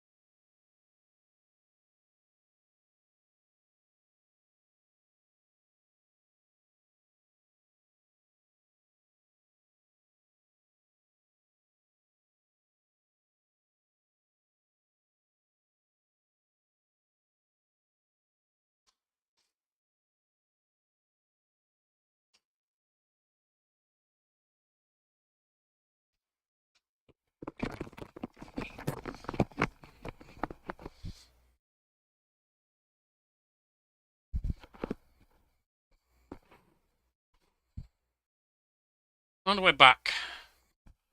Right. Let's finish up with Darren. And what do you cherish most in life? There are far too many things to cherish in life to pick just one. Believe it or not, but I might be one of the most life-loving people you've ever known. Darren smiled. His eyes are gleaming with something different from his usual impudence and irony. There's a dreamy air about him all of a sudden. I rarely meet anyone who embraces the joys of living as enthusiastically as myself. There are so many exciting and beautiful things in the world. It should be illegal to waste time on anything you don't enjoy. And I am not afraid to repeat that to anyone's face. Should it be Discari and his demonic hordes, I am a day, the Lightbringer herself. What do you hate most? The feeling of helplessness, the lack of control over my own life. Darren replies without thinking. Then he adds with obvious sarcasm, and onion rings, of course. I'd murder the person who came up with those abominations. You don't seem especially keen on helping people, but your knowledge of healing is truly impressive. What prompted your interest in that? If you really want to try out everything life has to offer, you also have to understand how to deal with the consequences. He's not a stupid man, then. Do you have any good stories about your past exploits? Got plenty. But I have to warn you that even the most outrageous debauchery sounds far less thrilling when you were not the one doing the debauching. Still, since you asked, I suppose the worst mess I've ever gotten myself into was when I staged my own kidnapping. I was once in a correspondence with one of the Riverlands nobles, the young Lord Ladeba, and he once told me of his days as a hostage to a group of bandits. This made me wonder what it would be like. I thought it might be fun to set up a little experiment. I engineered my own kidnapping by a certain gang, through a chain of intermediaries and hired actors. Those fellows took the job very seriously. They caught me by surprise, killed my 2 bodyguards, and even tied me up. Of course, the whole thing seems preposterous now, but it seemed like an ingenious idea at the time. The employers had told the kidnappers that they were to keep me safe and sound. Just check my sound is set correctly, mentioning sound. Yes, okay. Sometimes I mute it when I step away for a moment. But it seemed like an ingenious idea at the time. The employers had their own kidnappers that they wished to keep me... Okay. So, for those bandits had been able to torture and hurt me physically in any way, but they had plenty of their other non-invasive and more humiliating means in their arsenal. Taking up almost all your clothes off and splashing ice-cold water all over you, for example. I can't even remember if I said anything truly offensive to provoke them. Even though I initially planned to let them go after the ransom, their overly emotional reactions made me change my mind. I told my mercenaries to hang them all on the spot. I suppose the whole ordeal taught me a valuable lesson, which is that I am not built for hardships and trials.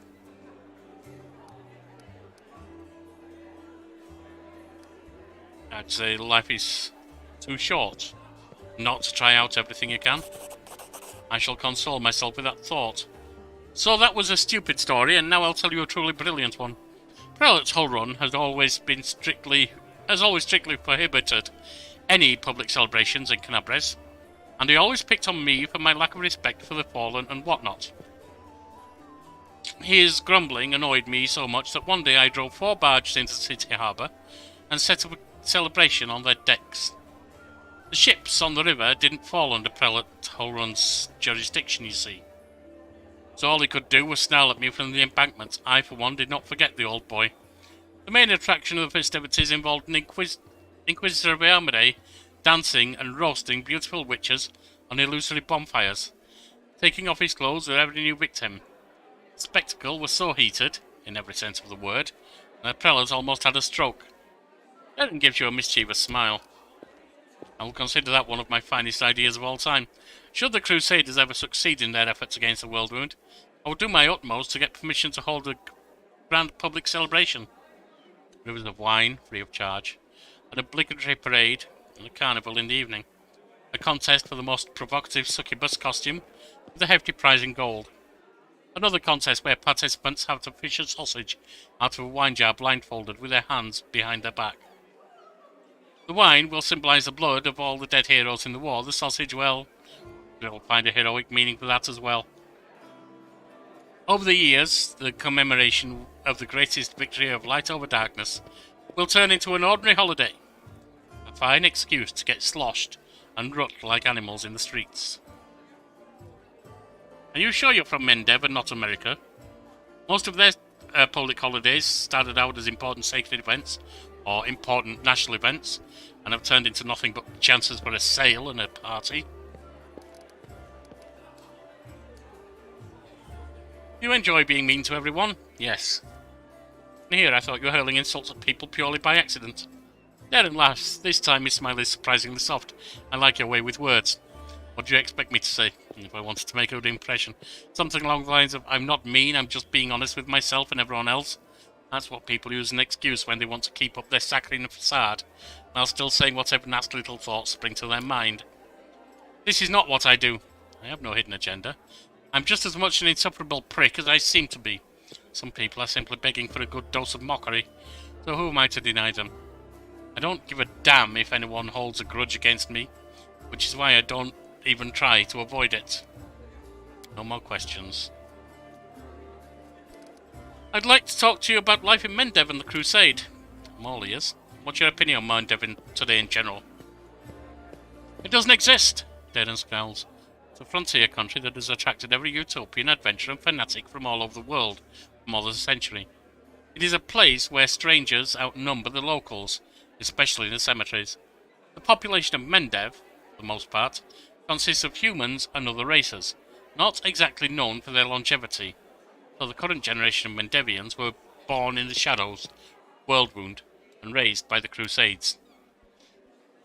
I might be the last person to complain about the decline of tradition and lack of character in our country, but I also happen to come from one of Mendev's most ancient lineages. Its history is bred deep in my bones. My tutors told me stories of my heritage and galleries. And the galleries, libraries, and even interiors of manors I grew up in were filled to the brim with memories of events long past. And many heroes of old Mendev among my glorious ancestors, or at least patrons and contemporaries of such heroes. Does anyone actually remember them now? I don't think so. These days Mendev has its own heroes, in shining armour, with holy fire in their eyes. I myself remember how several streets that once celebrated my ancestors were renamed in honour of some crusaders who had died in a heroic fashion. All of the citizens remember the old crossing festival that was eventually replaced by our mass. These holidays even share the same date. Pretty much the only authentic thing about Mendev now is its endless war with the demons. And is there a point in bemoaning this state of affairs? What's gone is gone. But at least we are no longer some tiny godforsaken northern kingdom. And that's something, isn't it? You don't really like crusaders, do you? Quite the opposite. When I think of how many devoted heroes are willing to protect this world against demonic threat, I feel so inspired. Inspired to continue indulging my vices while they fight to keep me safe. Imagine being someone like me.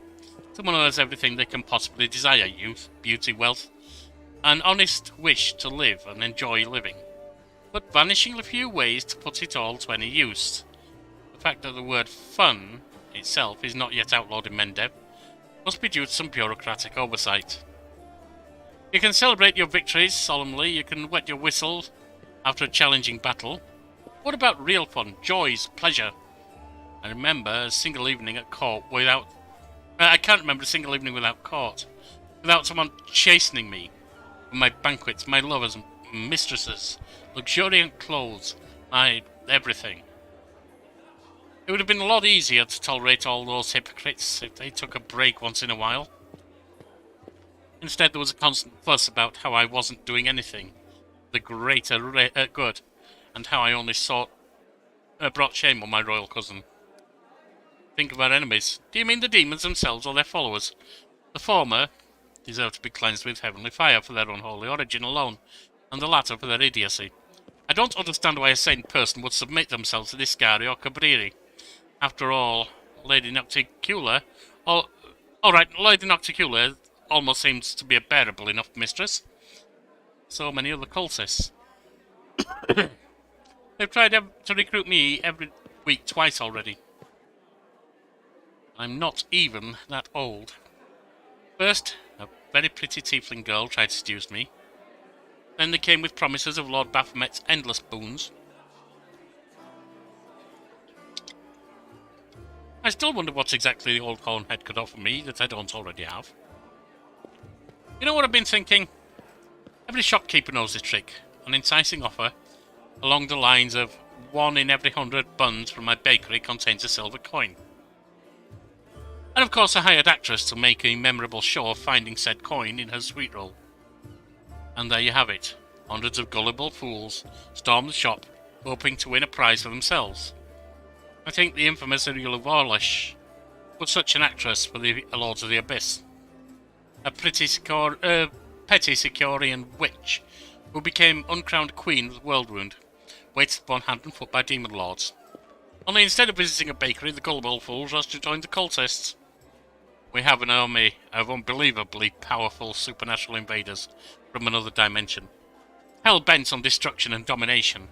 What do these fools do? They serve them willingly as pawns and lackeys, hoping against hope that someday their masters will notice them. You won't believe how delighted I am to be so vain and self-absorbed. These sins protect me against demonic temptation better than any virtue.